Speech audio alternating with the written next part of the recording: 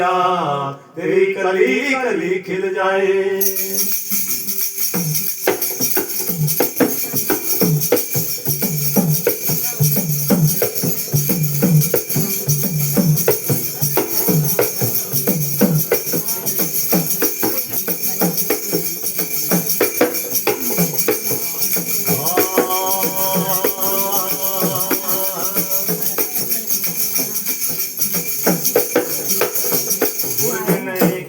केरी प्यास नो बुझावे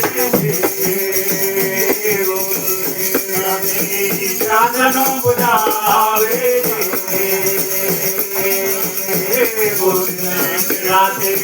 प्यास नो बुझावे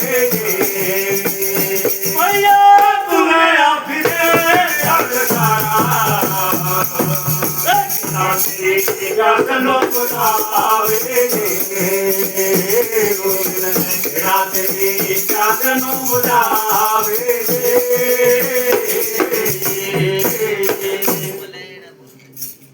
इंसान तेरे मन में वो प्यास होनी चाहिए, वो ललक होनी चाहिए कुछ पाने की।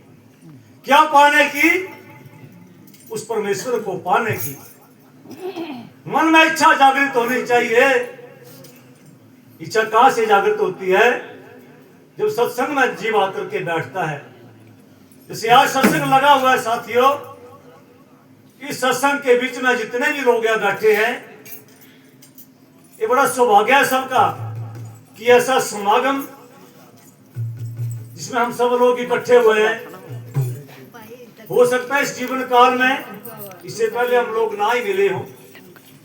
एक बहाना बनता है मिलने का। ये कोई जीव कहां से आया, कोई कहां से आया है, और हम सब लोग आज यहाँ इकट्ठे हुए इस रात्रि को। केवल ये सब हमारे पूर्व जन्मों का संबंध है कि हम सब लोग यहाँ पर इकट्ठे बैठे, क्योंकि जीवन में हम उन्हीं लोगों से मिलते हैं जो पिछले जन्म में किसी न किसी रूप में हमारे मित्र संबंधी रहे होते हैं। तो बड़ा अच्छा समागम चल रहा है, और सत्संग के बीच में जब जीव बैठ जाता है सच्चे मन से, तो जब तक वो सत्संग में रहेगा तब तक उसका जो है माया से निर्लेप हो जाएगा। उतनी देर के लिए माया का प्रभाव सत्संग में नहीं होता है। इतनी देर व्यक्ति को चाहे कितना भी कष्ट होता हो पहले, लेकिन सत्संग में बैठने के बाद सच्चे मन से सत्संग को सुनेगा तो उस कष्ट से भी वो छूट करता है। बोले सनातन धर्म की जय। सत्संग है क्या? सच का संग। अच्छी बातों का यहाँ पर प्रचार हो रहा है, व्याख्यान हो रहा है, सत्संग वाणी चली हुई है प्रेमियों। ये वाणियां कई प्रकार की हैं।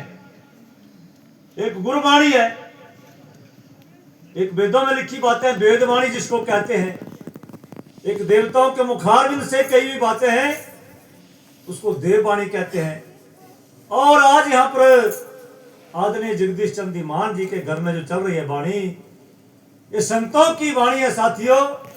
संतों ने हजारों हजारों वर्ष तपस्या करके अपने शरीर का शोधन किया।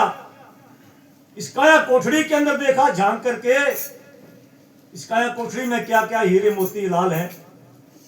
और जब उस चीजों को उनको परखा उन्होंने, तो परखने के बाद ये हीरे मोती जो उनको मिले, इन मोतियों को शब्दों के रूप में प्रयोग करके हमें दिया, और उन्हीं शब्दों को हम आज आपके सामने प्रस्तुत कर रहे हैं। बोले सनातन धर्म की जय।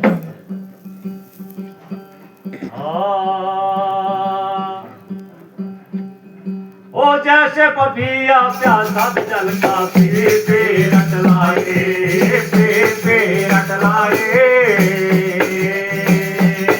ओ जैसे पपिया प्यासा जल का पीते रट लाए, पीते रट लाए। इतना नीर है इस धरती पे, इतना नीर है इस धरती, इतना नीर है इस धरती, मैं उसका नीर ना पाएगा।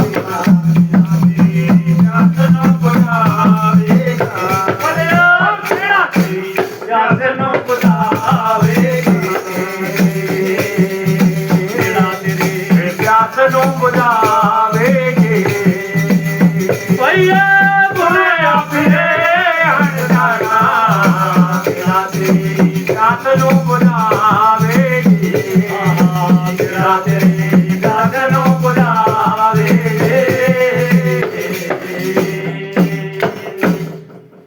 पपिया पंछी जैसे प्यासा जल का होता है, वो चिल्लाता है, आवाज करता है पी पी रटलाई, लेकिन कहते हैं कि इस धरती के ऊपर पानी ज्यादा है और शुष्क भूमि कम है,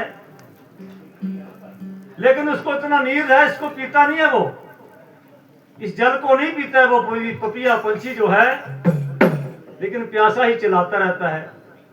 क्यों नहीं पीता है? वो किस जल को पिएगा साथियों?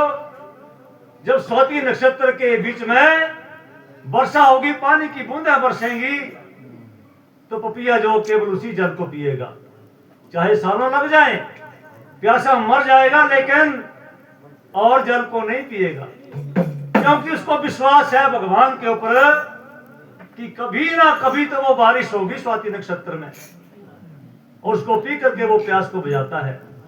वो बूंदा जो है केले में पड़ जाए तो कपूर बनती है, सीप के मुख में चली जाए तो मोती बनती है। बोले सनातन धर्म की। और किसी आदमी के ऊपर पड़ जाए तो वो आदमी बड़ा भाग्यशाली होता है। जैसे हमारे प्रधानमंत्री माननीय नरेंद्र मोदी जी हैं, योगी जी हैं,